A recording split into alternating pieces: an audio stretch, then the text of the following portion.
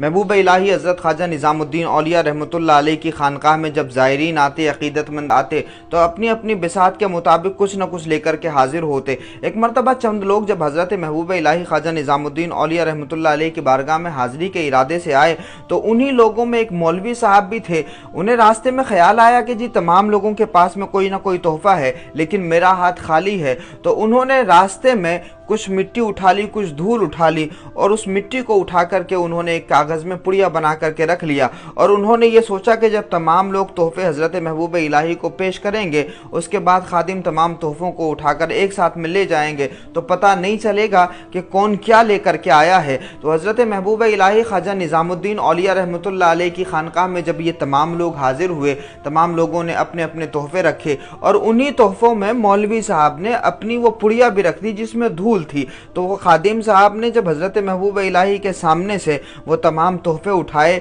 तो हज़रत ख्वाजा निज़ामुद्दीन औलिया रहमतुल्लाह अलैह ने इरशाद फरमाया कि ये जो पुड़िया है इसको यहीं पर रख दो, ये मेरी आँखों का सुरमा है। जब हज़रत महबूब इलाही ख्वाजा निज़ामुद्दीन औलिया ने ये बात इरशाद फरमाई तो वो मौलवी साहब अपनी जगह से उठे और हज़रत महबूब इलाही की इस पर्दा पोशी की वजह से और इस आला ज़रफ़ी की वजह से उस मौलवी साहब के दिल पर इतना गहरा असर हुआ, इतना ज़बरदस्त असर हुआ कि वो हज़रत महबूब इलाही के हाथ पर तौबा करते हैं और उसी वक्त ख्वाजा निज़ामुद्दीन औलिया रहमतुल्लाह अलैह के हाथ पर बैत भी करते हैं। तो ये सुन्नत है रसूल पाक सल्लल्लाहु अलैहि वसल्लम की कि आका अलैहिस्सलातु वस्सलाम लोगों के ऐब जानते हैं, उनके दिल के हालात भी जानते हैं, मगर कोई गुनाह करके आया है तो रसूल अल्लाह ने कभी भी लोगों को लोगों के सामने रुस्वा नहीं किया, यानी गुनाहगार के गुनाह को लोगों के सामने उजागर नहीं किया। तो ये जो सूफिया होते हैं रसूल पाक सल्लल्लाहु अलैहि वसल्लम के उसी किरदार के जानशीन होते हैं। तो अगर कोई इनकी खानकाह में इनके सामने इस तरह की कोई हरकत करने की कोशिश भी करे